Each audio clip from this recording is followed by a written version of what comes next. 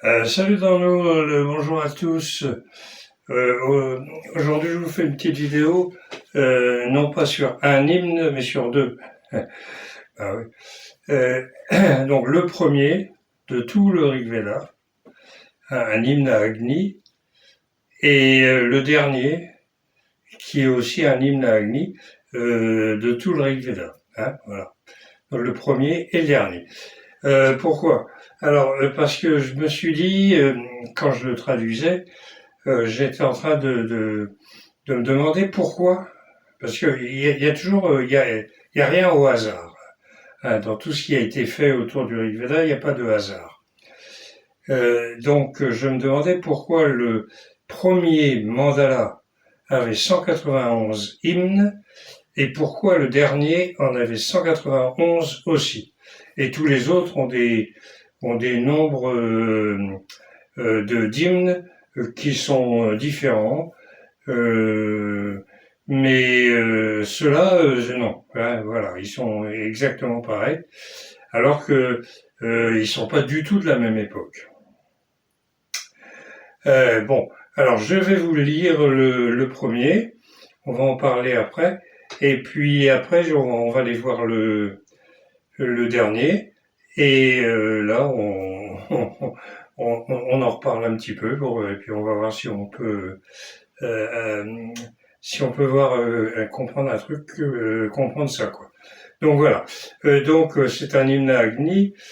Donc je vous rappelle, Agni c'est le feu. C'est donc lui qui symbolise la lumière. Euh, donc aussi les messagers, il transmet aux autres dieux les offrandes qu'on fait, etc. Enfin, il symbolise la lumière. Hein. Et puis la lumière dans tous les sens du terme. Donc c'est un hymne qui a été écrit par Madhuchandas Vaishvamitra.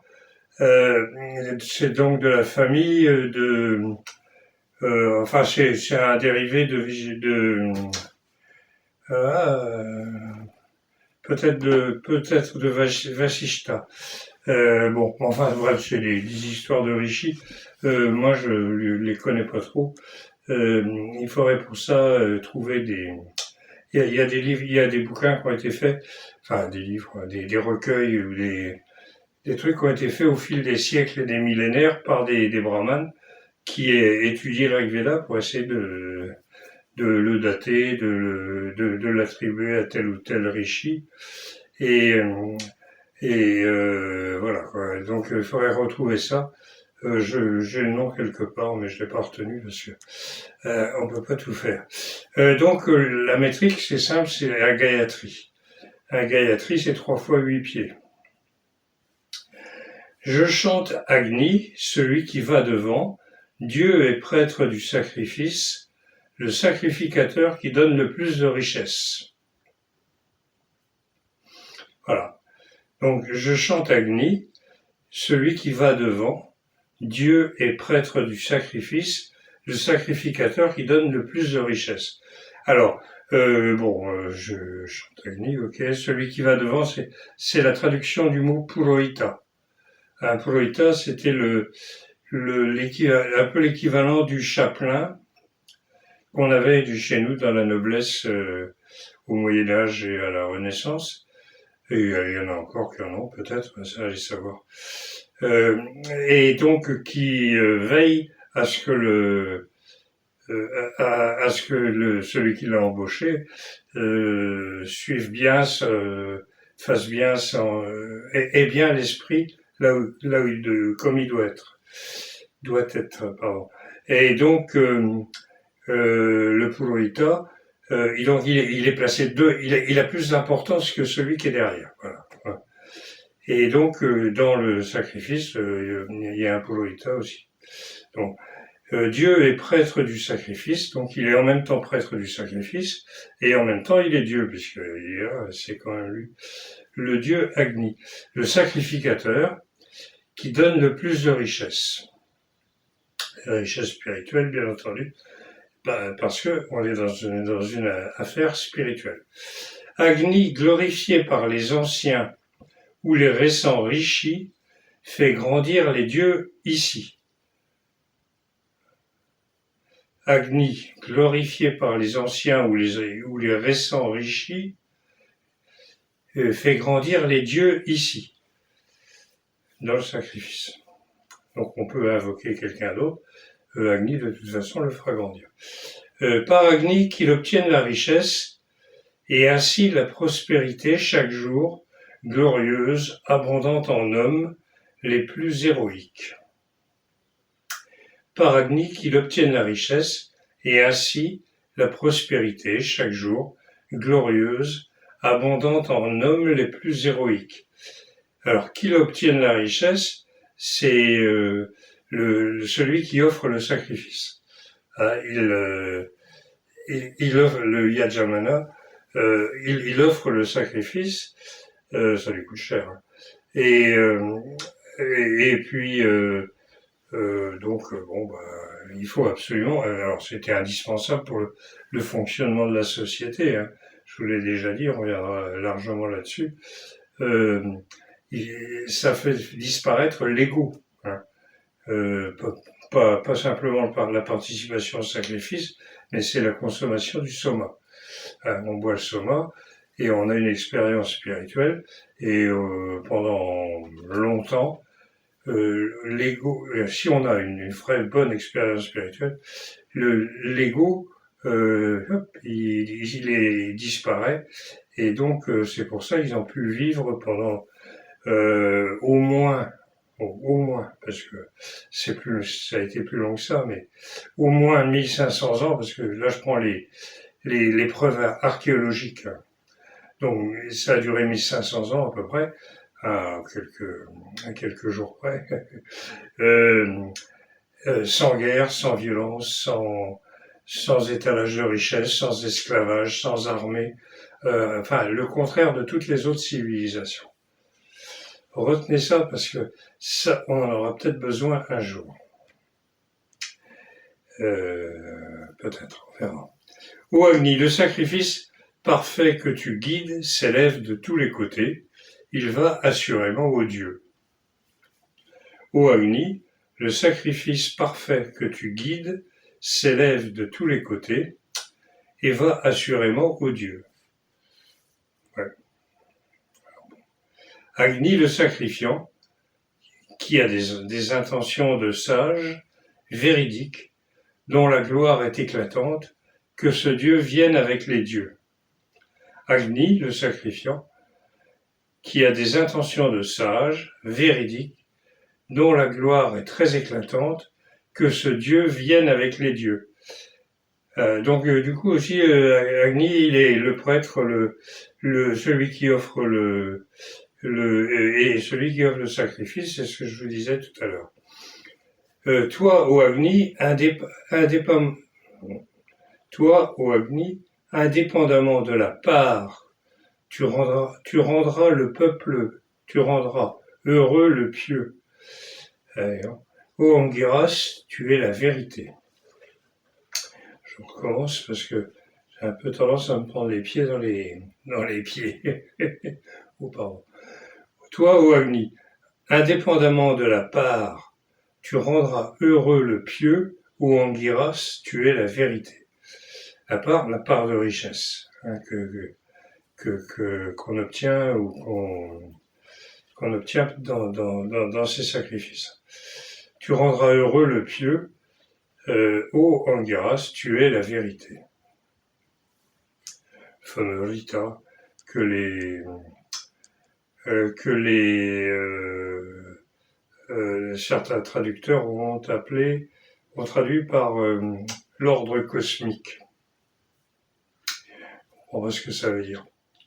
C'est quoi l'ordre cosmique ? Qu'après la pleine lune, ça décroît et puis après il y a plus de, c'est la nouvelle lune ou je comprends pas cette traduction-là.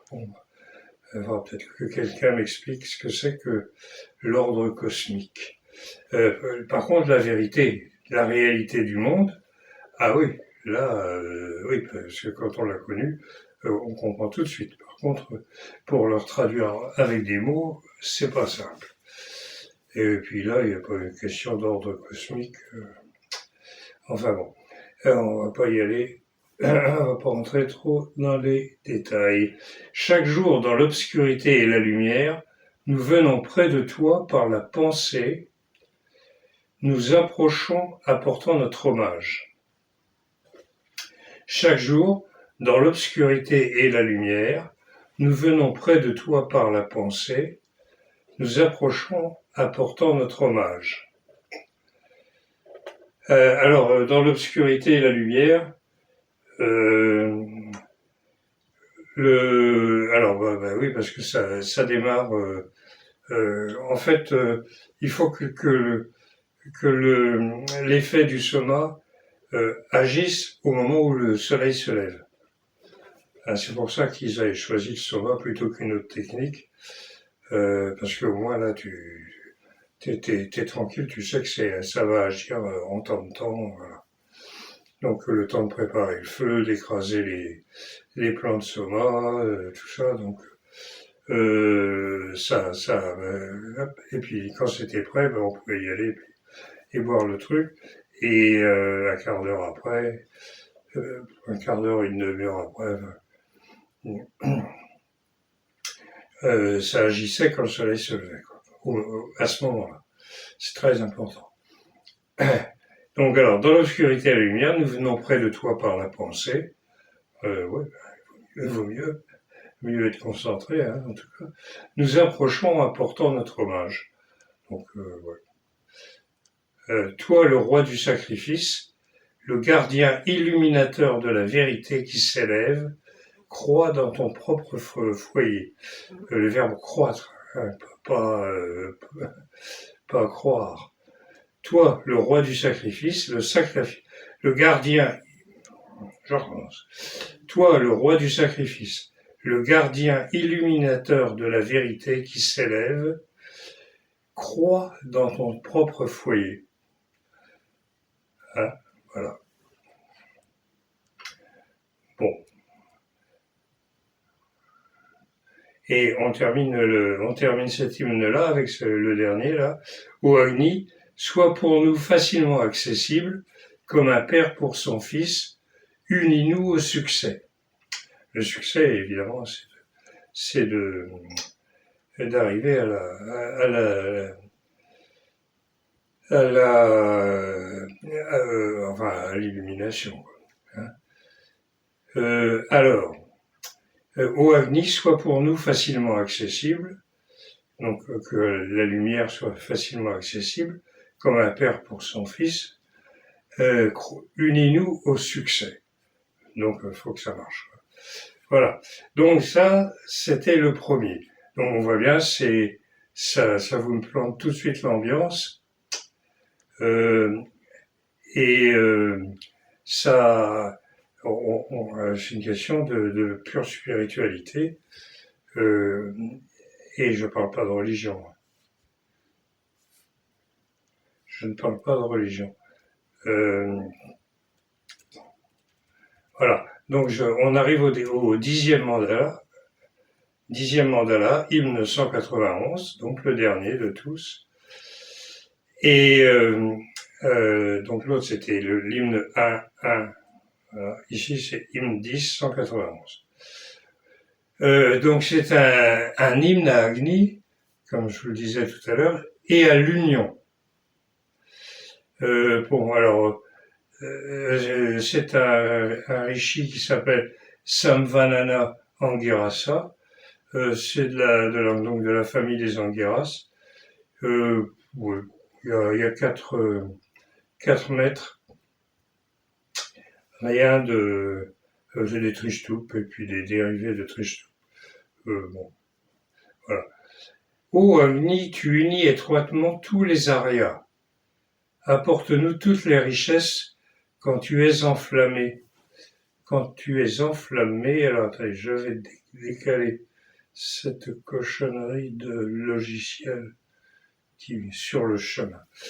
Oui, j'ai changé je suis passé sous Windows, j'étais sous Linux et habitué à mon confort, je me retrouve avec un Windows et des logiciels compliqué, enfin bref, va pas te plaindre, ça pourrait être pire. Ô Agni, tu unis étroitement tous les Aryas, apporte-nous toutes les richesses quand tu es enflammé sur le chemin qui mène à Rome, comme dirait l'autre.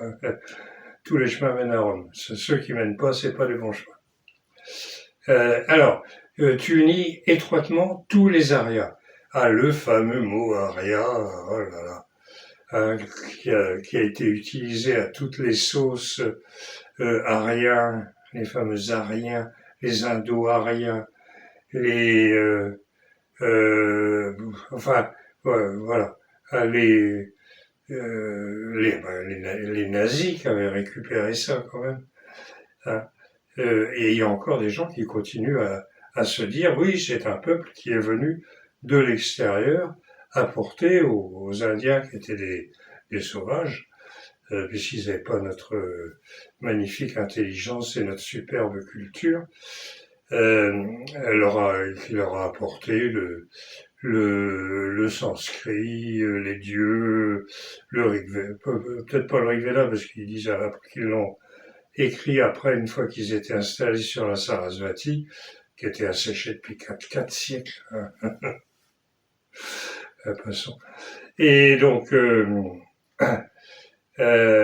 oui, donc Arya, en fait, c'est le nom qu'ils se donnent eux-mêmes et qui vient d'une racine qui veut dire se mettre en mouvement, agir, mais dans le sens noble, hein, du terme. Et donc, d'ailleurs, ça se traduit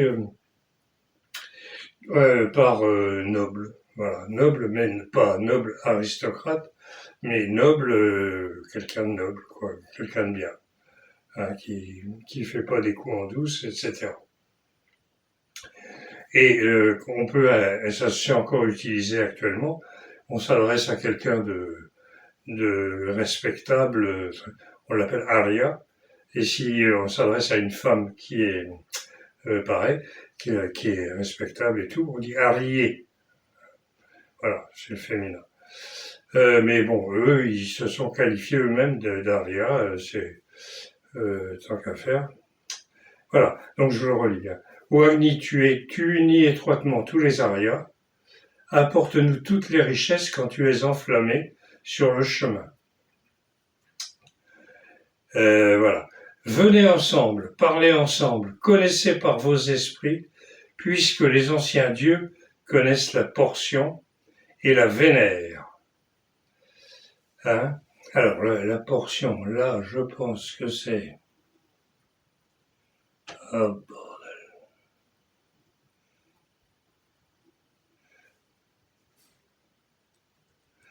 Oui, je ne sais pas. Je pense que c'est le... Hop, il est... Ah oui, portion de richesse. Voyons. Alors, bon. Venez ensemble, parlez ensemble, connaissez par vos esprits, puisque les anciens dieux connaissent la portion, donc la portion de richesse et la vénèrent. Donc c'est un hymne, c'est pour ça qu'on dit que c'est un hymne à Agni, mais à l'union aussi. Et comme on parle d'union dans le premier aussi avec toutes les richesses, celui qui donne le plus de richesses, là c'est visiblement l'union, cette union-là aussi, mais aussi l'union du peuple. Eh oui, hein, parce qu'ils étaient au départ 5 peuples à créer le peuple védique, hein, les Turvasha, les Anu, les Yadu, les Purus, et il y en a encore un que j'ai oublié. Bon, bref. Les Druyus. Voilà. Et puis après, d'autres sont venus, et d'ailleurs, dans le 10e mandala, la plupart des rishis sont des familles qu'on connaît pas. Donc, c'est le 10e mandala a été fait après tout le reste, quoi, et après la grande pénurie de soma qu'il y a eu il y a 4200 ans ou 4100 ans, mais 4200 plutôt à mon avis. Il y a eu une grande sécheresse, un grand réchauffement planétaire, peut-être comme celui qu'on va connaître là, qui a bien commencé. C'était ça avait touché donc toute la ceinture intertropicale de la Terre. Et l'Inde n'y a pas coupé. En plus, la mousson a été déréglée. Enfin, donc, ils ont été obligés de partir. Donc, ils sont descendus dans la plaine du Gange. D'autres sont partis vers le nord, d'autres à l'ouest et vers le Gujarat, qui a continué là pendant 4 siècles à peu près, quoi. Après. Mais trop tard. Hein, le Soma donc le Soma, je vous rappelle hein, que le Soma était très probablement un champignon. On n'a pas une preuve formelle, mais il y a tellement d'indices c'est un faisceau d'indices comme en justice. Hein, quand vous n'avez pas de preuve matérielle, mais que vous avez un faisceau d'indices graves et concordants, ça fait penser à ça, et vu que les effets et les descriptions collent bien avec ça, donc je pense que c'est ça, c'était des champignons et des psilocybes cubensis, la variété indienne qui est avec des pieds très longs et puis et un petit chapeau et qu'une fois séché pour être conservé, c'est tout fin. Et donc les champignons, ils ont besoin de pluie, hein, parce que ils apparaissent pas s'il pleut pas. C'est pour ça qu'il y en avait plein en Bretagne ici. Et maintenant il pleut plus. Alors. Et ouais, enfin bon, passons. Et donc quand vous avez ce genre de sécheresse là, il n'y a plus rien. Donc ça a duré peut-être 2 ou 3 siècles après cette pénurie là. On va dire 2 siècles à peu près. Et ils ont fini le Rig Veda, ils sont partis et puis donc ils avaient gardé la grosse partie de la spiritualité et de la façon de vivre de l'époque, mais comme il n'y avait plus de Soma, l'ego est revenu. Et il est revenu, alors ça s'est pas fait tout de suite, la culture, la transmission, tout ça, ça a bien duré quelques générations, mais une fois que l'ego revient, ça y est, c'était foutu. Donc il y a eu des guerres, il y a eu des armées, il y a eu le Mahabharata par exemple. Par exemple, hein, mais pas que ça. Alors bon, donc je reviens ici, hein. Oui, alors voilà. Venez ensemble, parlez ensemble, connaissez par vos esprits, puisque les anciens dieux connaissent la portion et la vénèrent. Commun est le mantra, commune est l'assemblée, commune est leur pensée par leur esprit. Je vous déclare ce qui nous unit et que je pratique le sacrifice. Commun est le mantra, commune est l'assemblée, commune est leur pensée par leur esprit. Je vous déclare ce qui nous unit et que je pratique le sacrifice. Commun est notre désir, communs sont nos cœurs, que votre pensée soit commune pour que vous soyez vraiment ensemble. Vous voyez, c'est vraiment un appel à l'union des peuples dans l'esprit du Rig Veda. Commun est notre désir, communs sont nos cœurs, que votre pensée soit commune pour que vous soyez vraiment ensemble. Voilà. Et donc ça se termine par cet hymne-là, parce que ils sont prêts à partir et à se séparer parce que ils pouvaient plus vivre, hein, il n'y avait plus d'eau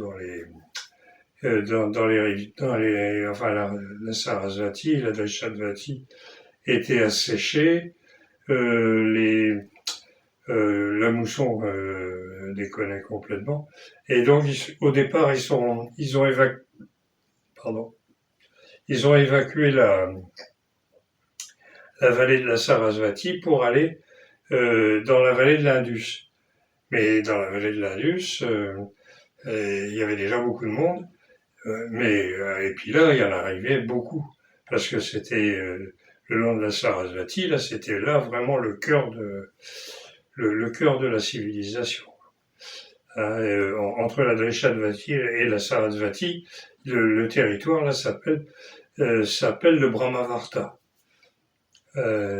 Et c'était là que le cœur, mais il n'y a pas de centralisation, attention. Voilà. Donc voilà, commun est notre désir, communs sont nos cœurs, que votre pensée soit commune pour que vous soyez vraiment ensemble. Voilà, donc c'est la fin, hein, la fin du Rig Veda. On a vu donc le début qui est on s'adresse à Agni pour l'illumination, pour obtenir la lumière, etc. Et puis maintenant, il y a ça, toujours ça aussi, mais, même s'il n'y a plus de souvent, ou que ça avait sérieusement diminué. Là, c'est un appel à l'union du peuple pour rester un peuple intéressant, en fait. Parce que les preneurs d'esclaves ou les guerriers, les gens qui s'entretuent, etc. Ouais, bon, c'est intéressant, mais pas vraiment, quoi, hein, si on peut s'en passer. Voilà. Donc, alors, bon, si cette vidéo vous plaît, vous abonnez-vous et puis mettez un pouce, la cloche et tout ça. Et puis, allez sur le site rigveda.blog ou .net, rigveda.net, c'est plus ça. Il a changé de point parce que j'avais pris au départ rigveda.fr, puis après j'ai dit oh là, ça va rebuter beaucoup de monde. Après j'avais pris blog, mais blog ça fait donc alors .net, voilà, rigveda.net, top, et attaché Rig et Veda. Voilà. Donc et puis tout ça, là, vous avez des liens vous allez avoir des liens dans la description, parce que je l'ai pas encore fait, juste. Et voilà. Donc je vous souhaite plein de bonnes choses et on se retrouve bientôt pour un autre ou d'autres choses, je sais pas, on verra. Si vous avez des idées, mettez-les dans les commentaires parce que ça peut me donner des idées parce que là je suis sur un autre truc là en ce moment et après il y en aura d'autres, donc c'est la vie, tant qu'on peut.